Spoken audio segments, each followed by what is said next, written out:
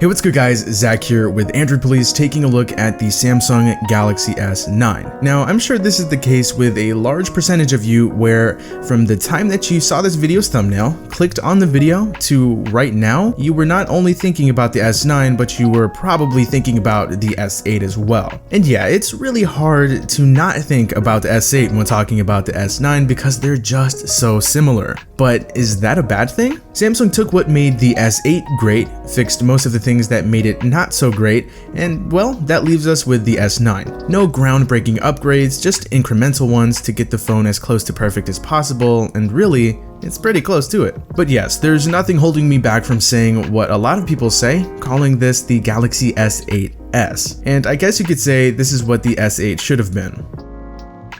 So let's take a look at some of these changes here. The most notable being the fingerprint reader location. It's now below the camera module, which is way better than last year. I'm actually using it this time around. There's the stereo speaker setup Samsung finally decided to implement. And then there are some smaller differences like the new matte finish on the aluminum frame compared to last year's glossy frame. And both the S9 and S9 Plus are ever so slightly thicker and heavier than the S8s, which unfortunately did not result in any battery size increases. Aside from the headphone jack thankfully sticking around for another year, and unfortunately the Bixby button as well, that's pretty much it as far as hardware differences go. The S8 design was and still is something special with its curvy glass and aluminum build, and I personally have no problem with this design hanging around. Of course, the phone won't always look like this. It'll look like this more often than not. Mine, however, will look like this. I'm giving Dbrand's new camo skin a shot. It looks awesome, I love it, and the link is in the description if you're interested.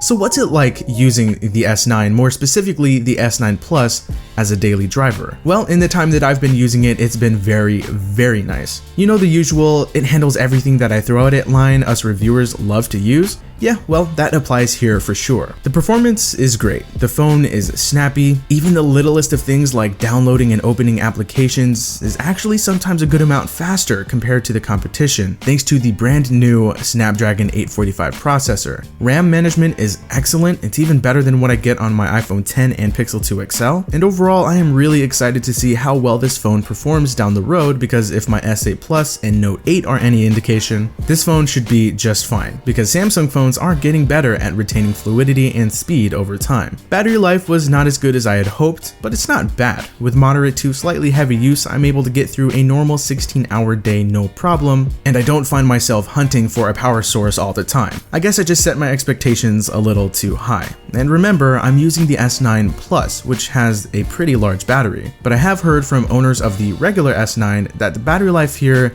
is around average and a bit underwhelming. We'll see how things fare down the road.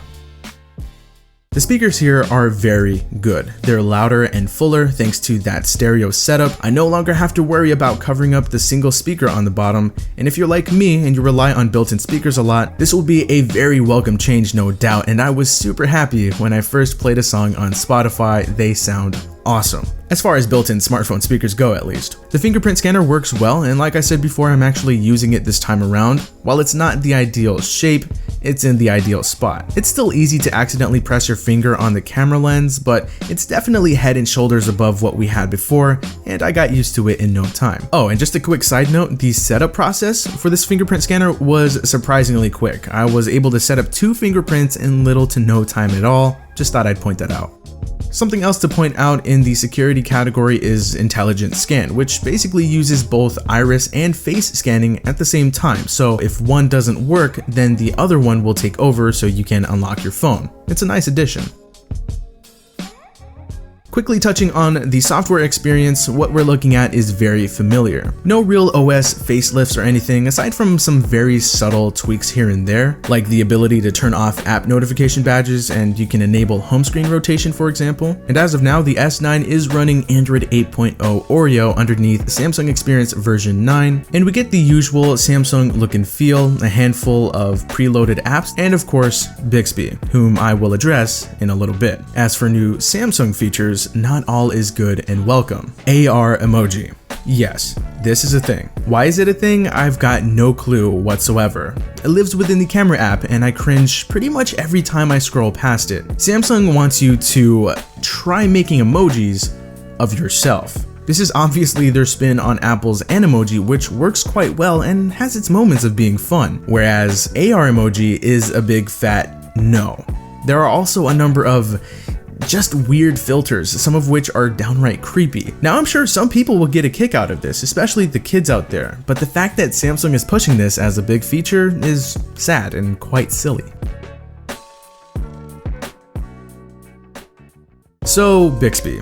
I told you I would get to you. Now, Bixby as a whole isn't all that bad, to be honest, and it's gotten a little better since its debut, but the fact that the dedicated buttons still exist and Bixby has been heavily sprinkled throughout the OS doesn't help its case at all, and frankly, I would prefer for Samsung to focus on something else. Adding the ability to recognize food isn't going to save it, and neither is the ability to recognize makeup, of all things.